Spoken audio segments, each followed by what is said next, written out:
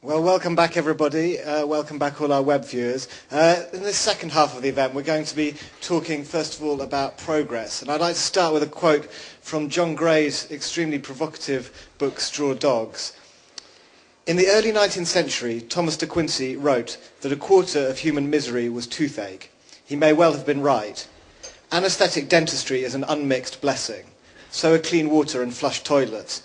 Progress is a fact. Even so, faith in progress is a superstition. So I'd like to start by asking my guests, are we fools to believe in progress? Do you mean evolutionary progress or In cultural the progress of civilization towards some perfect goal? Are we better than the dynastic Egyptians? That kind of thing. I think we're better. I mean, I think if you look, I don't mean as individuals better, but society, I think that the horrors of the 20th century, like Hitler, are more horrible than the horrors of medieval times, only really in that the technology was available to put the horror into practice on such an enormous scale. And actually, I think as the centuries go by, we are steadily getting nicer in society. We've abolished slavery. We're well on our way to abolishing sexual discrimination, racial discrimination. We haven't succeeded yet, but you don't have to go back very far before it was absolutely taken for granted that people could have slaves. Absolutely taken for granted. What's that rustling? Is it me? I don't think... Maybe if you pull the microphone a little bit further away, but I don't think it is you. It would have been taken for granted that one's own race, whatever one's own race happened to be, was superior to any other.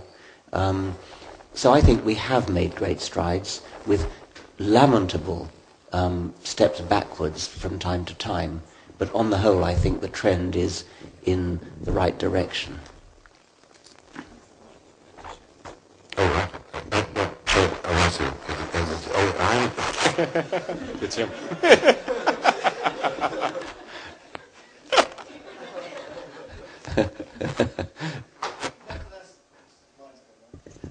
Richard, you mentioned the technology that's now available. Would that not enforce John Gray's point that at some point we're going to head for disaster again? The process of progress is not a smooth curve upward. It's very unlikely to be. Well, the technology is getting better all the time as well, of course, and so it's entirely possible that the two sort of might cross in the wrong place. But I thought the thrust of the question was about whether we are, on the whole, better in our fundamental attitudes, and I think things are definitely getting better. Jonathan's got a microphone now, so I hope he'll No, well, I think there are certain things which have got better, certainly. I think that what has happened over the course of human history is the sort of thing that Jack Goody talks about when he talks about the domestication of the savage mind, is that we, because of literacy and because of the fact that we can write things down and therefore have very complicated recursive attitudes to our own thoughts, which were not previously possible in pre-literate societies, we can have extremely sophisticated judgments about the nature of morality itself. Theories of justice have become unbelievably sophisticated in the last 200 years, for example, since the Enlightenment. And that's not as a result of religion, it's simply the result of the inevitable result of literacy, which creates a very elaborate series of forms of moral self-consciousness, which didn't exist in primitive times. It didn't exist perhaps 1,000 years ago. It's become much more complicated. We have very elaborate discussions about the nature of jurisprudence. For example, you look at a book like Herbert Hart, that big biography has just been published of him. Now, Herbert Hart was one of the great professors of jurisprudence at Oxford, who wrote that wonderful book called The Concept of Law. Now, Hart's book on the concept of law has a philosophical sophistication which would have been inconceivable in a pre-literate society. And what I think has happened is what another social philosopher, Michael Tomasello, when he talks about the development of human cognition, talks about the ratcheting effect, that we differ from animals in the fact that our artifacts, both cognitive and mechanical artifacts, ratchet up from one generation to the next. We get better at doing certain things. We also get better at thinking ingeniously, both morally and technically, because of this capacity, which, I mean, you didn't mention one of the most interesting books that Richard wrote, which I found absolutely devastating to me, devastating in the sense that it completely changed my thinking, and that was The Extended Phenotype. You see, I think that the notion of the extended phenotype is absolutely fascinating. People have tended to think, when they use the word phenotype at all, or when they become familiar with it, and Richard explains it, thinks of it as the body. What Richard pointed out was the things that animals make by virtue of the genotype that determines their physical appearance and physiology also determines the artifacts which they make. Beavers go on making beaver dams in exactly the same way that the genes make the beaver. The genes also make the dam. Now, I remember walking through the outback in Australia some years ago, passing huge 8-foot-tall termite nests, and they were all the same. And then I came to the conclusion as I looked at them, I said, if I'd been here 200 million years ago, they would have still been the same. There's no such thing as a Tudor termite's nest. And then I walked into the outskirts of this small town in the northern part of Queensland and walked for a mile from the suburbs into the centre, and the architecture had changed from 1950 on the edge of the town to 1910 in the centre of the town. But I knew that precisely the same species was responsible for both for the suburb and for the centre. Now, if that sort of fantastic evolutionary change, cultural evolutionary change, can take place without an alteration in species, I suspect also that we are morally ingenious in the same way, that there is a ratcheting effect of the intellectual achievements of one generation will alter and lead to the intellectual improvements of the next generation. It is subverted, on the other hand, by certain things which remain the same in us, which we share with our primate ancestors, and which that great Dutch primatologist, what is he called, Richard? Lorenz, Conrad? No, the Dutch one who works in the Yerkes laboratory. It'll come to me in a moment. And he's worked with chimps and macaques and capuchin monkeys for years. And when you read about this, you get this very terrifying feeling of all these streams of nastiness, of tenderness, of concern, of alliances and hostilities, are in fact antecedents of all that we do, both morally and immorally. That seems to remain the same, but we also have this sophisticated ability to think ingeniously about morals better and better, and even to set up institutions which embody these moral improvements, and then someone kicks them over. I don't think that we are going to get better in the long run. I think that there are unforeseeable futures in which things like Stalinist monstrosities will occur, things like Nazi monstrosities will occur, things like Pol Pot will recur. I mean, the dismal history of human atrociousness in the 20th century, if things are getting that better, it isn't just simply a momentary lapse. It's been going on since the Belgians, for Christ's sake, killed 8 million black people and no one ever talks about it. They got away with murder. That they've never ever been condemned for it. 8 million people were killed in the Congo by these rubber-seeking monsters. If we are getting better, and I agree with what both of my colleagues have said, but if we are getting better, I think it's because of communication. It's actually because of technology that we create.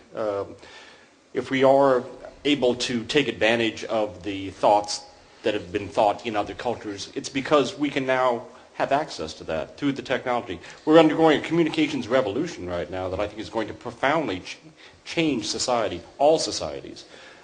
In some ways it's going to change those societies for the good. In some ways it's going to change those societies for bad. We see both themes now. It might remain up in the air for some time as to what the overall, whether it's going to be an overall plus or a minus during this particular period of human history. But it's the technology that allows us to be better than the dynastic Egyptians. Norm, you work with fossils on a day-to-day basis, and many of them are of creatures now extinct, of species now extinct. How does that kind of colour your view of human aspirations, of especially our very long-term dreams?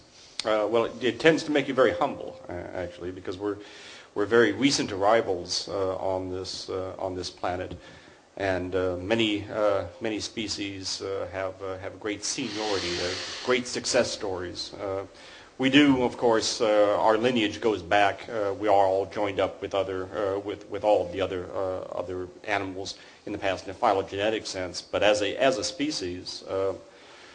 There are species that exist right alongside us that are of far greater antiquity, whose direct lineages have seen far more of Earth history than we have, and I think we should be a bit more humble in the face of biodiversity than we seem to be. What I think is fascinating about I think as sociologists we've got better.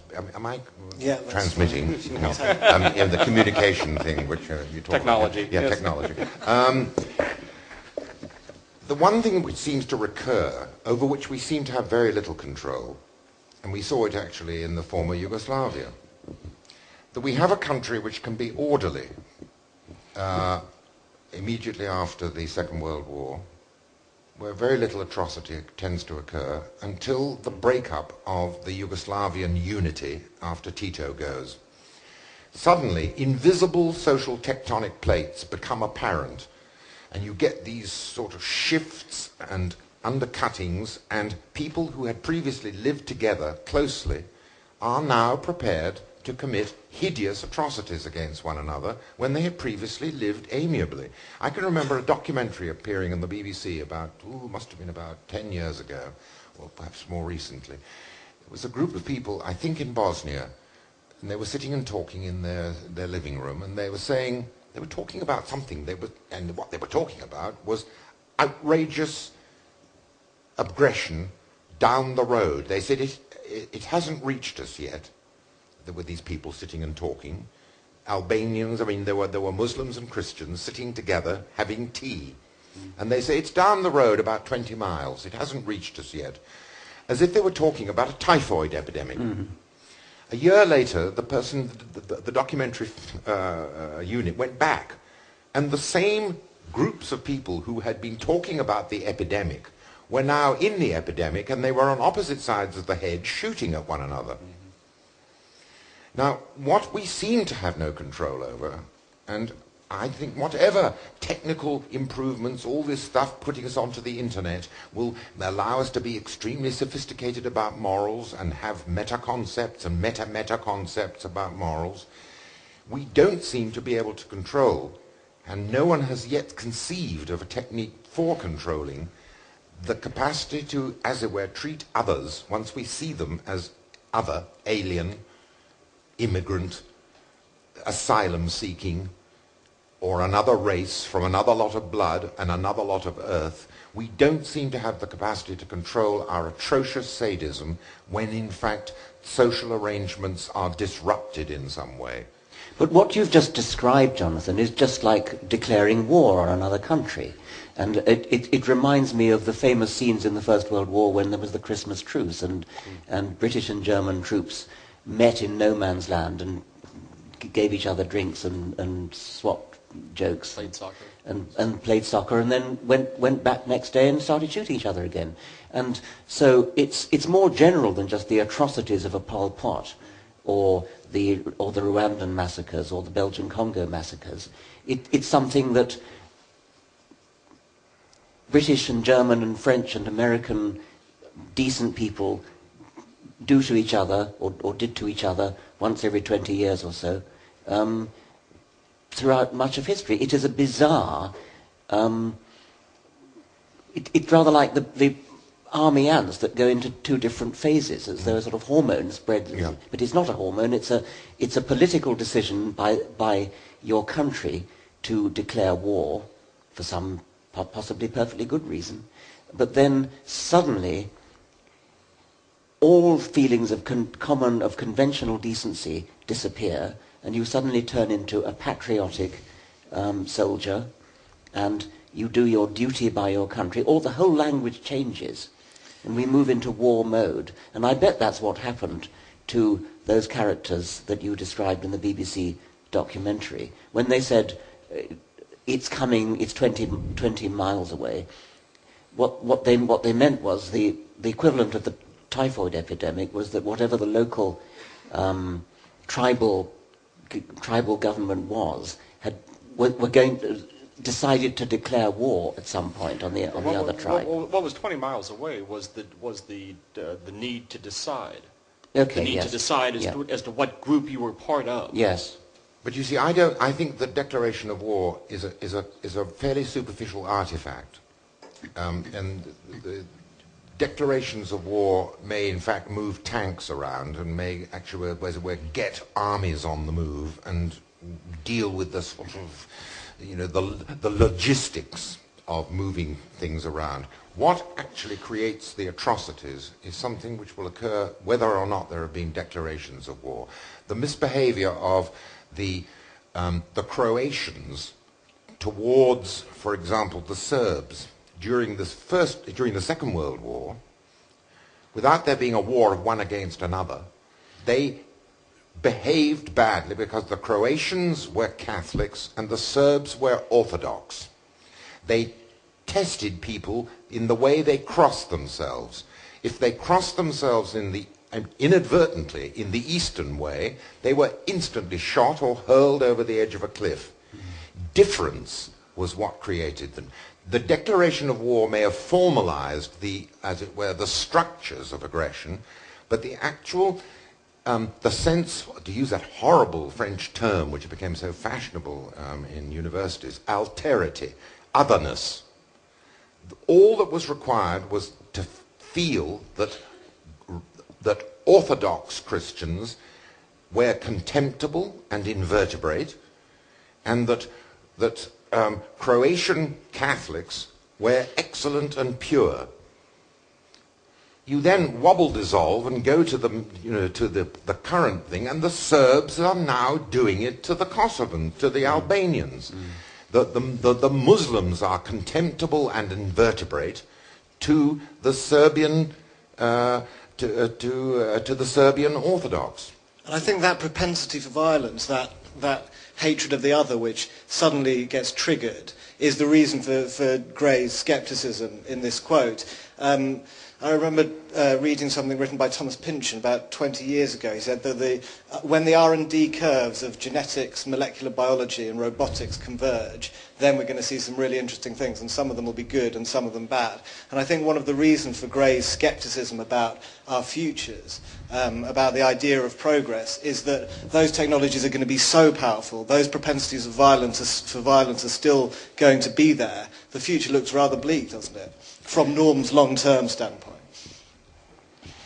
I think it's bleak for all sorts of reasons over which we have no control. I think I was mentioning to this gentleman here and a number of other people this extraordinary book of Christopher Browning's, Ordinary Men. I don't know how many of you have read it. It ought to be read by everyone. It's an extraordinary account that this great historian, Christopher Browning, put together, an account of the people who participated in the Einsatzgruppen, the execution squads, who were charged by the SS with the job of killing the Jews of Eastern Europe before they got the gas chambers going. And they sent them round in Poland and Lithuania and in Western Russia to round up Jews and shoot them, as many as they could. They were told that they would not in any way be penalized if they opted out, and they were not penalized. They were all men of about 40 years old, too old to fight on the Eastern Front, and they were all of them perfectly ordinary. Most of them were quietly sort of Lutheran figures from Hamburg. They were Christians. And within 6 months, they were standing on the edges of graves in woodlands in Lithuania, asking women to strip and then shooting their brains out at 6 inches distance. They are, many of them, now in various jobs, leading perfectly normal lives. At no point was Christopher Brown able to recognize monstrosity. They were simply like us. Circumstances. Now, it's true in a certain sense that what Richard was saying about the declaration of war had created a framework within which this could happen, but it was also, even without the declaration of war, it was being in a place where they were convinced they were shooting invertebrates. They were not like us. And I just think we will always be doing this. I'm sorry to sort of to indicate this future for us all. I have great anxieties about my grandchildren. I'm going to be dead and not see the atrocities which they will, at some time, some place, here, there, or anywhere, will have to face. But we are monsters as well as being paragons. And I think that we don't know why, and we don't know how to organize ourselves properly. We do, as Richard quite rightly said, have this extraordinary record of a sophisticated improvement of moral sensibility, a literature which becomes increasingly sophisticated, which deals with justice, injustice, civil rights, human rights. And all of this rhetoric is completely contemporary with the most monstrous violations of the very standards that we have now come up with. But the reason that happens, not to make it too simplistic, but the reason why that happens is that good people simply allow it to, don't oppose it, and the only hope, it seems to me, is communicating the fears that you so eloquently expressed. But good people have always come up with it. I mean, there are always people who sacrifice themselves. You only have to think of Dietrich Bonhoeffer, who said Hitler must be killed. But if there were more, a clergyman. Well, but if there were more, yes, I'm saying. Yes. But what you're saying, wouldn't it be nice if things were better? No. What I'm saying is that the ability to communicate, the ability to talk, the ability to reason, the ability to question is something that we're getting better at. If there is a hope, I think it's there. Well, we are getting better at questioning, but I mean, in spite of what Richard said, that while in fact many institutions which embody the notions, very sophisticated notions of justice and civil rights, are contemporary with the worst possible outrages.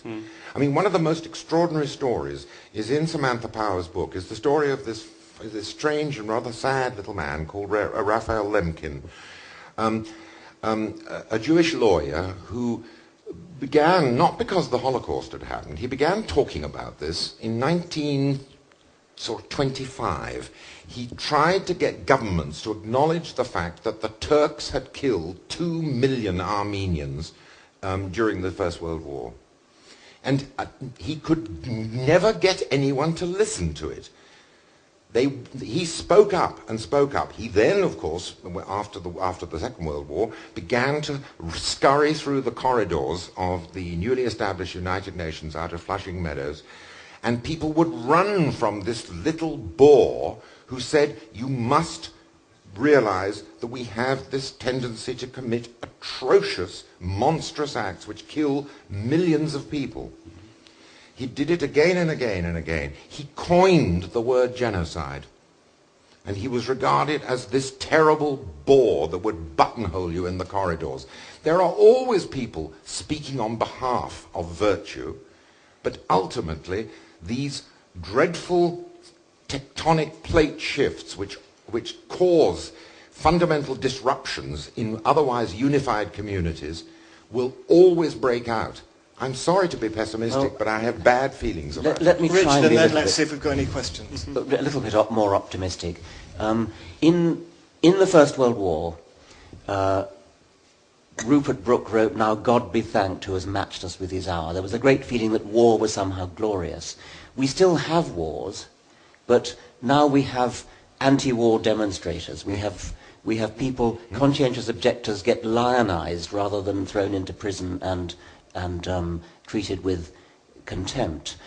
In the Second World War, the destruction of Dresden and Coventry and places was treated as part of war, and the people who did it were regarded as heroes. Now we're apologizing for Dresden and Hiroshima. So suppose the hypothesis were right, that really humanity is as a whole getting better at this kind of thing. You wouldn't expect it to be a uniform upward trend. You'd expect there to be pockets of reversal. You'd expect it to happen piecemeal. In bits of the world it would be better than in other bits of the world for the time being, and then it would get better there. And I think you would expect the course of the progress to be somewhat Sisyphean. But nevertheless, I do think we can see a general trend in the right direction. And I think that the reversals, insofar as they may seem to be getting occasionally worse, that may be because the technology for perpetrating the horrors is getting more efficient.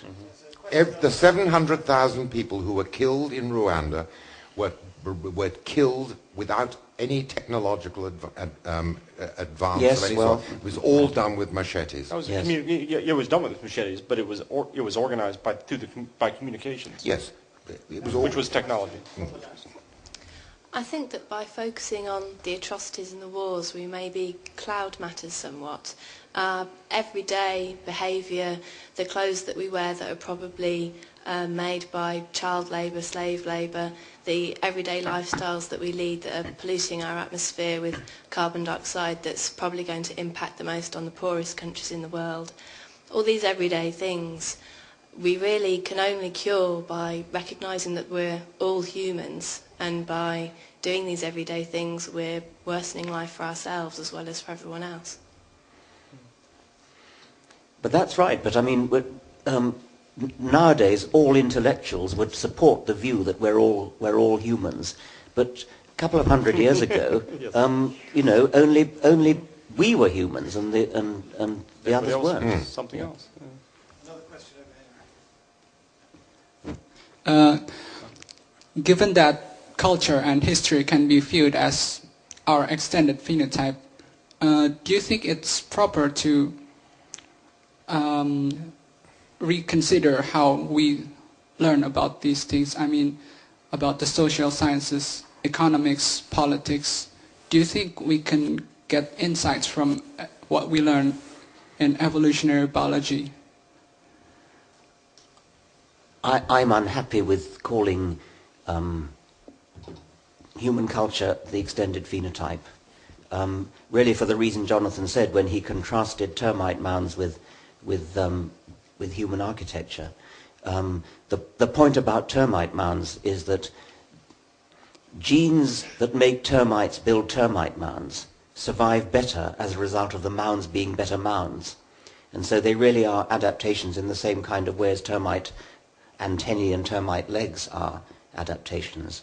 But architects don't propagate more genes as a consequence of building better buildings. And that sounds a frivolous thing to say, but it is precisely why human artifacts and human culture are, at least not in any simple sense, extended phenotypes. Dr. Miller seems to say that we have this propensity to commit evil. And theories I don't want the word evil. well, used at okay, all, yes. to commit atrocities, Yes. as you say. But theories about humanity have two things. We have genes and we have memes, and memes are the unit of ideas. Where do you think the problem lies? Is it a genetic problem, as in there's something in our genes that makes us do these things? Or is it merely an idea that persists and can never be erased from human society, that causes us to do these horrible things? I have consistently, in some sense, disagreed with Richard about the notion of the meme, or about the cultural evolution, the things that spread, imitation, doing likewise, and so forth, and cultural development, cultural evolution. Well, what I do think is that it seems, from what we can learn from, I wish I could remember this Dutch. I'm been struggling to remember. It's not Van Hoof. Somebody here must have. Marek, you know what. He wrote this. He wrote a book called Chimpanzee Politics. Chimpanzee Politics. Does that give it to anyone? And the most recent one is the one called Good Natured. All about chimpanzee. I know him very well. I'm going chimpanzee alliances and so forth. Well, I actually think that we do. I think that because of what Darwin said, we are descendants from the common stock which has produced chimpanzees and us, that there are, in fact, genetically determined propensities to act in variously complicated ways, which we can see analogues of, not identical, but analogues of in chimpanzee behavior, which, when deformed in the unforeseeable social arrangements that we have, which are not, as it were, selected by natural selection, but because we are in some ways independent of it now, to a very large extent, all sorts of unforeseeable tendencies, behavioral tendencies, get magnified and exacerbated under the peculiar conditions that we create for ourselves by being sociable in the way that we are. Monkeys only live in very small troops. We live in, the number of people here is larger than any community of chimpanzees which actually behave badly within. It's already, there are more people listening politely to this discussion than there are in any sort of chimp community.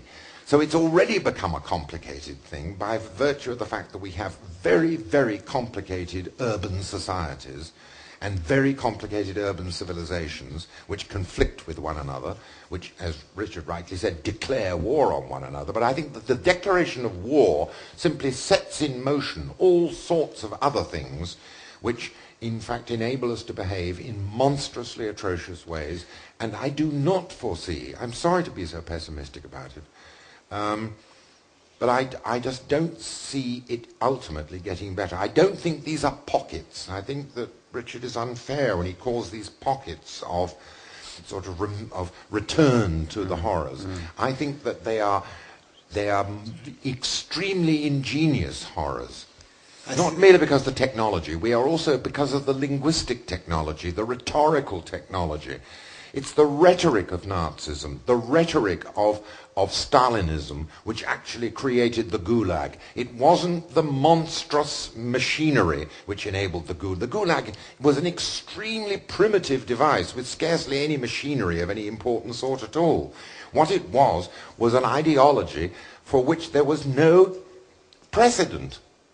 The idea of a millennial improvement of society which merited the death of millions of people with the prospect of some millennial improvement at an infinitely delayed future. Let's move on just because we're running out of time. I think the name everyone's been looking for is Franz de Waal. Franz de Waal. It's been given to me on a bit of paper, but I'm claiming it as part of my extended phenotype. Richard Dawkins, one reason for the phenomenal success of religions, of organised religions, is quite possibly the consolation they provide for both our deaths and for those of our loved ones. Can an evolutionary outlook provide us any consolations in the face of mortality? If it can't, that says nothing whatsoever about whether it's true.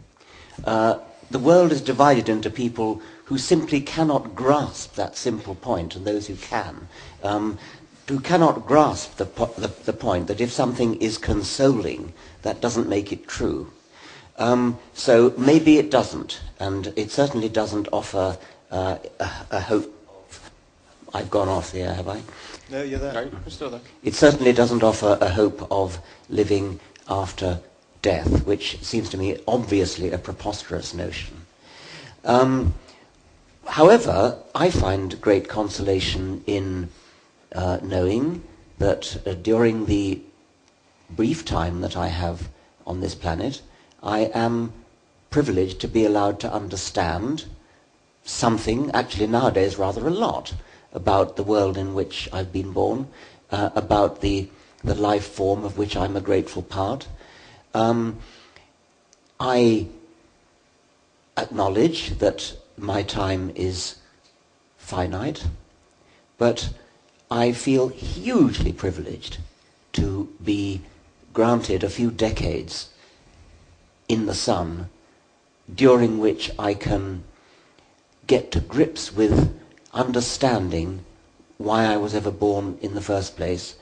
And I find that consoling is almost too weak a word. I mean, it's exhilarating. I find it an exuberant thought. And the fact that life is finite makes me all the more grateful to have it for the short time that I do. Norman Macleod. Yes, I would agree with everything that Richard said. I find evolution is totally out of the question here. Evolution doesn't matter one way or the other with respect to this question. But I think an understanding of evolution sets a context which I personally find quite profound and quite intriguing. And yes, if we all lived forever, then we wouldn't value life, even though we don't seem to value life as much as we should. But not having it, knowing that we're not having it, needs to, and I think it does, inspire all of us in our own ways to make the most of the time that we have. Mm. Jonathan, you asked this question of quite a lot of people during your series. It's made more poignant by the recent death of Arthur Miller, who was eloquent on the matter. I mean, do you find that renouncing the comforts of immortality has made the whole process of facing our deaths for all of us much more difficult? No. I mean, mainly because I simply cannot make sense of the idea of a disembodied existence. It's what philosophers call not wrong. It's logically incoherent, for lots of very interesting philosophical reasons. One is that I actually think that what makes all of us feel that we are individuals and cherish our embodied life as we have it at the moment is that there are all sorts of very complicated pleasures and satisfactions and fears and dreads which define our individuality and define our existence. And it's all to do with having a body. The idea of not having a body and still being identifiable as myself seems to be impossible. I mean, how would it know that it had once been me? As I said, I can jump 18 inches. A thing without a body can't do one or the other. It can't even have what the philosophers call deictic indications. It can't say that it's here rather than there. I'm here rather than there, merely by virtue of the fact that this lump of stuff's here and it's not over there. There are lots of lumps of stuff which are the center of individuality. The idea of continuing to be identifiable either to itself or to others with who expect to meet it later on is idiotic. It simply makes no sense at all. And when you associate it with things like transmigration, which led me to have this sort of scene of Marie Antoinette in the tumbril trying to comfort her maid, sobbing on the way to the guillotine and saying, "It is all right, Fifi. I know that I am going to be Shirley MacLaine, whoever that is." The thing is, there's no room in Shirley MacLaine for Marie Antoinette. Remember, Shirley MacLaine is working flat out at being Shirley MacLaine, and she can't entertain a lodger, and particularly a disembodied lodger that would actually thank Shirley MacLaine for putting her up for a while. But to be fair to the theory, the whole notion of going to a better place, of getting a reward, is tied up with the idea of a reward. Yes, but you can't be rewarded if you're not actually unembodied. Yes, but this is what some people require in order to give them hope. Well, I think there are all sorts of other ways of getting Oh, hope. there are. Yes, I mean, But it is rather pathetic that is the way in which people get hope. I think that, in fact, it's a class thing, that the lives of poor people, the people to whom Jesus drew attention and asked them to come unto him, were in fact the people who have no hope whatever, and for whom life is so ghastly, so utterly and unforgivably nasty because of political institutions, that it's only with the promise of some sort of infinitely delayed Justice. future that it makes it work for them. Yes. And fortunately, they have not been introduced to the philosophical incoherence of the fact, and incidentally, dear, I have to tell you, you will be disembodied, but you'll be joyful. It doesn't make sense, but it's a reflection of the monstrous social injustice of the embodied mortal world in which we live, in which politics has screwed up the lives of 90% of the living population of the planet. Well, I think we are going to have to close shortly. We are running out of time. And we're going to have to haul these lumps of stuff from over here to over there, or else we're going to be in here all night. But anyone who's feeling a bit depressed will be pleased to know that next month's evening event is Who Wants to Live Forever? So we're going to be talking about cryogenics and things like that. Before we go, I'd like to see if there are any questions. We've got time for just a few. This gentleman's been waiting for about an hour. Hi, thanks. Hi. Sorry, Jonathan Miller, you said that the future looks bleak, that you have bad feelings, you're pessimistic and you feel anxiety. I wondered if in any way, in any small way, you envy those people who are religious and who feel in no way any of these bad feelings. No, I don't think the future is bleak. What I think is the human condition is bleak and also brilliant.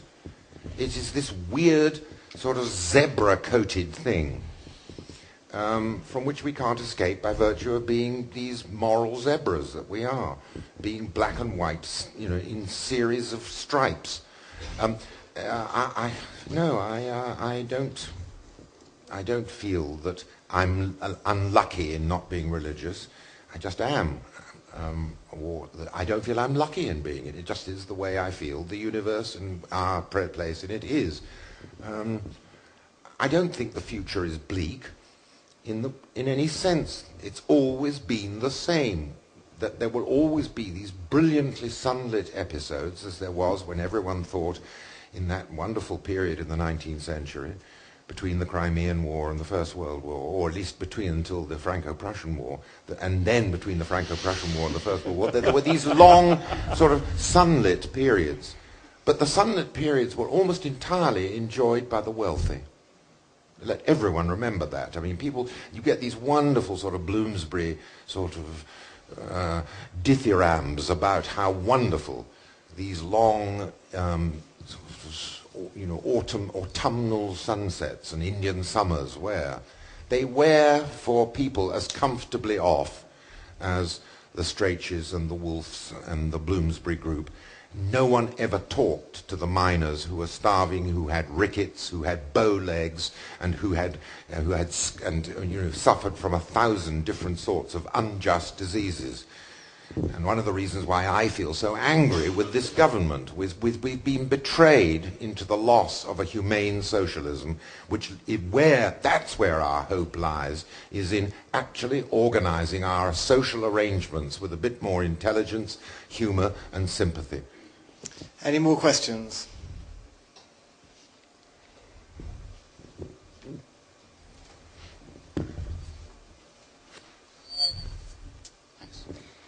This meeting's been focused on a number of things, including morality and why we should have morality. I noticed that Jonathan Miller mentioned that there really is no such thing as evil per se, and that our sense of morality, our sense of right and wrong, has been genetically determined perhaps through our nature and nurture. We have developed this idea of what is beneficial for us as a community. We know what it is good for us to do for our benefit, but why should we do these things? Why should we benefit our nature or our nurture? Why should we benefit our genes? Can one of the panel suggest what it is that Hitler actually did wrong other than to get caught? What is that is what is morally repugnant about Hitler? And why is it that we should not be architects of the monstrosities that Jonathan Miller is talking about?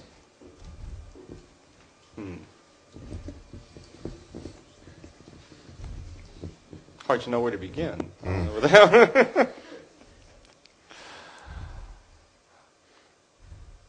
Well, do you mean that there's something arbitrary about, I mean, that one could imagine an alternative morality according to which Hitler was good, and therefore we ought to be able to come up with some objective rationale for why Hitler is bad and Gandhi is good?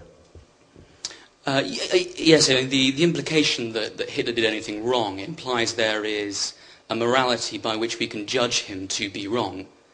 Now, is that morality something we have chosen, something we have made up, and is in a sense arbitrary? Or is it something that is absolute? I noticed that you mentioned, Richard Dawkins, about how humanity may be becoming better. By which standard are we becoming better? Well, I don't think it's absolute. I mean, I don't think there's something called morality hanging out there which is waiting to be discovered. I do think it's built up in just the way Jonathan was talking about, by this sophisticated cultural accumulation of wisdom, which as the centuries go by builds upon the wisdom of previous centuries. And I think it comes from a kind of cognitive thinking about, talking about, reasoning about the kind of society in which we all would like to live. And probably also informed by some kind of Darwinian underpinning, which comes from our remote past as well. Somebody was pointing out anthropologically that things like the Golden Rule are universal. So I don't think I could ever prove that a statement about morality, that something is good or something else is bad, is true in the same way as I could prove Pythagoras' theorem is true. I don't think it's that kind of thing. I think there's been a growing development, a growing sensibility that, for example, it is wrong deliberately to cause as much pain as you possibly can deliberately to other people. After all, for years, without there being any sort of notion of civil rights or human rights, people were prepared to stand in the middle of the 18th century, in the 1750s, and see Damiens, the attempted assassin of Louis XV, torn apart by horses which seized his limbs and tore them off their sockets, and molten lead to be poured into his mouth, and people to visit it and watch it, and be excited and interested in it in ways that we find completely unbelievable and insufferable. We have developed a very complicated rhetoric of morality vis-à-vis the inflicting of pain, and the notion that we all have a right to be immune from deliberately inflicting pain. I think there are more. There are no moral absolutes, but certainly on a in a relative sense, the very fact that societies from around the world rose up for their own reasons and eradicated Nazism gives us an indication that that was not an acceptable way of organizing social relations. But I wish that was the reason why people did it. So it's not to say that they'll always do that. No, but I don't think they did it in the name of that. You see, I actually think that what happened was that territorial principles really determined it. That this was the invasion of a sovereign state. That he invaded Russia. The Russians actually reacted against the invasion of Russia. Enormous atrocities were committed by the Nazis against the Jews in the 30s, and no one complained about it. But if that was true, if it was just a territorial thing, then the war would have stopped when Germany was returned to its historical borders. No, that wasn't the case. No, I think that what happened then is that all sorts of other territorial and ideological principles took over, that it became convenient at that time, with the defeat of Germany in hand, for the Russians to try and overtake and establish a communist hegemony over the whole of Western Europe. and they were stopped at what became the Berlin Wall. I think we really are sadly going to have to end there. Otherwise, we're really going to be stuck here all night. Thank you very much, everybody, for listening and for taking part. Thank you very much to our web viewers who are leaving us now. I remind you, please come along to the next one, free wine, and find out about living forever. I'm sure that's as good as advertisement as any. And a big thank you, please, from everybody for Richard Dawkins, Norm Macleod, and Jonathan Miller. Thank you very much.